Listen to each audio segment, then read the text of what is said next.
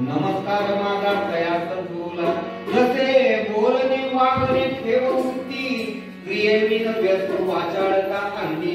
म्हणजे तुम्ही अधिक करा, तुम्ही अधिक स्वच्छ व्हा, तुम्ही अधिक ख्रिस्ती व्हा. वधस्तंभ मी घेतला स्कंद देशी टिळक म्हणतात. वधस्तंभ स्कंदी खांद्यावर मी, स्कंदी म्हणजे खांद्यावर वधस्तंभ घेतो. वधस्तंभ स्कंदी घेतला मी, स्कंदी खिळवणी तया घेतले आपणाशी.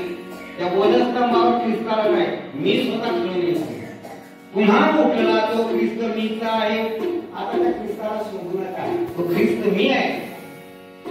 स्वच्छ व्हा, ख्रिस्तासारखे व्हा, ख्रिस्तासारखे दिसणारे व्हा, ख्रिस्तासारखी प्रार्थना करा, ख्रिस्तासारखे वस्त्र घाला, ख्रिस्तासारखे केस ठेवा, ख्रिस्तासारखा मायाळूपणा तुमच्या नसामध्ये राहा.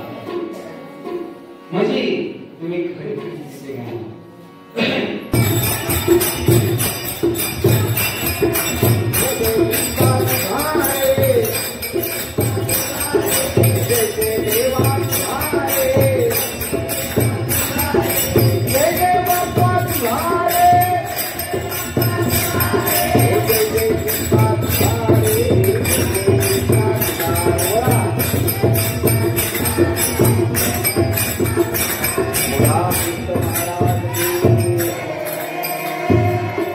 स्वतःचा त्याग केला पाहिजे बरं का. आणि म्हणून या ठिकाणी कुछ पाना है तो कुछ खोना पडता. माझा म्हणणं लक्षात आलं का? कुछ कोणत्या गोष्टी पाहिजे असतील तर काही गोष्टी आपल्या सुटल्या पाहिजे. एका मुलाचा बाप रेल्वे कामाला होता. ते हे बदलायचं, सांगा बदलायचा, रेल्वेच्या जी पटरी असते ना त्याचे सांगा बदलायचं ते काम. मग मुलाने डब्बा आणला 8-10 वर्षाचा.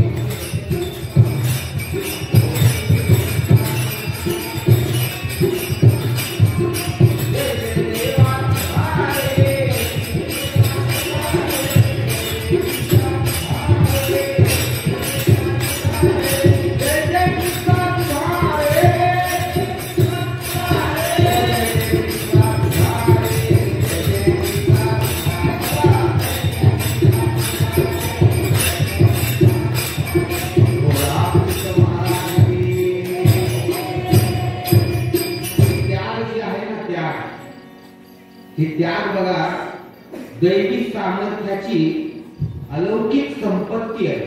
ती संपत्ती आमच्याकडे नाही. एखाद्या वेळेस एखादा भुकेला माणूस आपल्या दारात येतो आणि हे देखील देव पाहत असतो. म्हणून आपल्या टोपल्याची भाकर त्याला दिली तर तुम्हाला आशीर्वाद प्राप्त होतो. हे तत्व आम्हाला ख्रिस्तांनी शिकवलेले आहे. हे पाळलं तर देवाची आज्ञा पाळल्या जातो. येशू ख्रिस्त अख्खा जो आहे तो स्वर्गात आला. तिथं काय झालं? स्वर्गामध्ये स्वर्गाचा त्याग केला. येशू ख्रिस्त जगात आला, त्याला घर नव्हतं. घराचा त्याग केला, त्याला घर नव्हतं. येशू ख्रिस्ताला शब्द कर भरायचा होता. येशू ख्रिस्ताने माशाच्या तोंडातनं 2 नाणी आणली, पण त्याला खिसाच नव्हता सगळ्या. येशू ख्रिस्ताला एकच धगा होता, 2 धगे नव्हते. येशू ख्रिस्तासाठी शिंगरू आणलं लोकांनी जाऊन, तेही लोकांचं होतं. येशू ख्रिस्ताचं नव्हतं ते. येशू ख्रिस्त मला सगळ्यांना पोटभर जेवायला घालं, मला भाकरी द्या. 5 भाकरी आणि 2 मासे तिथे आले. ती येशू ख्रिस्ताचे नव्हते, लोकांचे होते. येशू ख्रिस्ताची कबर तयार केली होती. ती कबर त्याची नव्हती, एका श्रीमंत सावकाराची कबर होतं. का त्याचं काय करा काय होतं? तो आता उद्या या ठिकाणी प्रभुभोजन आहे. प्रभुभोजनाची स्थापना करण्यासाठी त्यांनी लोकांची माळी मागून घेतली आणि त्या माळीवर स्वतःचा प्रभुभोजनाचा हात लोकांना. ती माळी कुणाची होती? त्याची नव्हती. येशू ख्रिस्त गाईच्या गोठ्यात जन्माला आला. कोणाचा होता तो गोठा? त्याचा स्वतःचा होता का? स्वतःचा नव्हता. कायच नव्हतं ते. आलं का लक्षात? काय नव्हतं ते.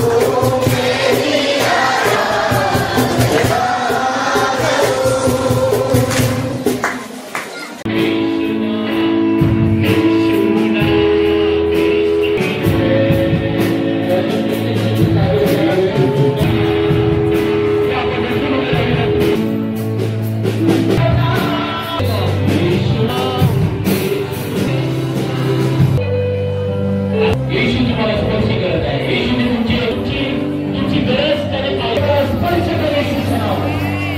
आज आधी आमेन आमेन आमेन. संदेश वाक्यांचा नाही, तुम्ही ऐकले येशूविषयी. तुम्ही ऐकलं ते देवाच्या महत्कृत्याविषयी ऐकलं. आणि म्हणून जे तुम्ही ऐकलं त्या ऐकण्यामुळे तुम्ही आशीर्वादित झाला. आणि हेच मोशे त्या इस्रायलाच्या मंडळीला सांगत होता, ऐका, कान द्या, आज परमेश्वर बोलत आहे. देवाची प्रिय मंडळी, खूप काही वेळ न घेता मी आता थोडक्यात सांगतो. गर्दीत शिरलेली जी ती कृती तिने केलेली आहे, त्या कृती माग जी गोष्ट आहे ती फार महत्वाची, जी मग मी म्हटलं की आम्हाला शिकायची आहे. तिथं जाणून बुजून ह्या शब्दाच्या तिन्ही शुभवर्तनामध्ये उल्लेख केला. गर्दीत शिरली, गर्दीत शिरली, गर्दीत शिरली, यासाठी की कुठलाही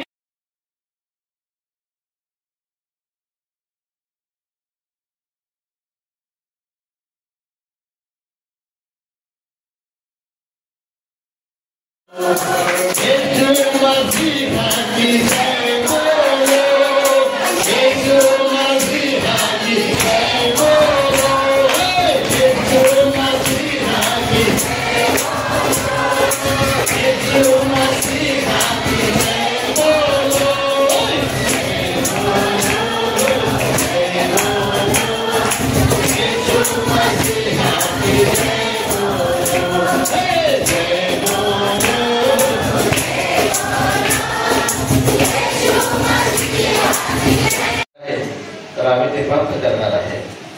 ते सर्व आम्हाला करण्यासाठी सहाय्य करा आणि मदत करा प्रभू.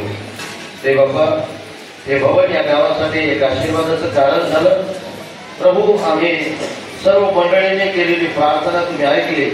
योग्य वेळी प्रभू हे भवन आम्हाला तुमची आराधना करण्यासाठी दिलं. आणि गेली 19 वर्षापासून ही मंडळी या भवनामध्ये बसून आराधना करू शकते. आणि देव बाप्पा, अनेक साक्ष मंडळीतील अनेकांच्या जीवनामध्ये तुम्ही घडवून आणल्या, त्या किती आम्ही वर्णन कराव्या तेवढ्या तुम्ही आहेत प्रभू. आमचे शब्द संपतात परमेश्वर देव बाप्पा. प्रभू येशू ख्रिस्ता, याही पुढे याही पेक्षा मोठ्या साक्ष प्रभू तुम्ही आमच्यासाठी ठेवलेल्या आहेत.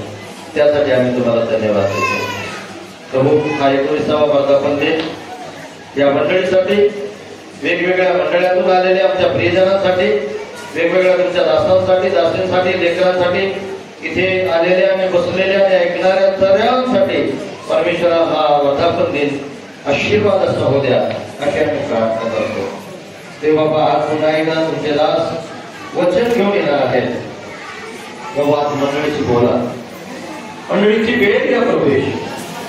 पवित्र आत्मा, मंडळीची भेट घ्या. आणि परमेश्वर बाप्पा, आज कोणीही या ठिकाणाहून जाताना रिकाम्या हाताने जाऊ नये, निराशेने जाऊ नये, उदासीनतेने जाऊ नये प्रभू. आनंदाने उड्या मारत प्रत्येकाने जावं असं तुमच्या दयाने कृपेने. प्रत्येकाला तो अनुभव येऊ द्या प्रभू की मी आज या ठिकाणी जाऊन आशीर्वादित होऊन जात आहे. परत आपल्या घरांमध्ये ते आशीर्वाद घेऊन जाऊ द्या प्रभू अशी प्रार्थना करतो, विनंती करतो. ते बाप्पा, संपूर्ण आठवडाभर जे काही प्रभू रात्र आणि दिवस कष्ट करून आमच्या सर्व स्वयंपाक बनवणाऱ्या आमच्या भावांनी प्रभू अगदी वेळेवर आणि सदिष्ट जेवण आम्हाला बनवून दिलं प्रभू, त्यांना देखील तुम्ही आशीर्वादित करा अशी प्रार्थना करतो.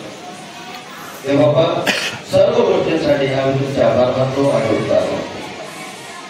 सारी मान, धर्मा, आदर, सन्मान, गौरव आम्ही तुम्हाला देतो.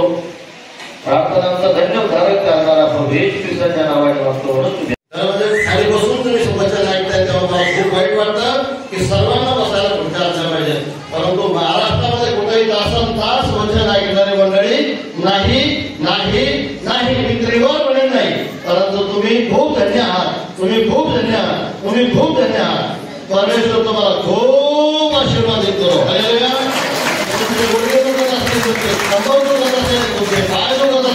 हे बसून, परंतु तुम्हाला सांगतो त्या बसण्याने तुमचे गुडघे झाले दुखणे निघून जाते, तुमच्या कमराचे झाले दुखणे निघून जाते. तुमच्या पाठीचं सगळं दुखणं निघून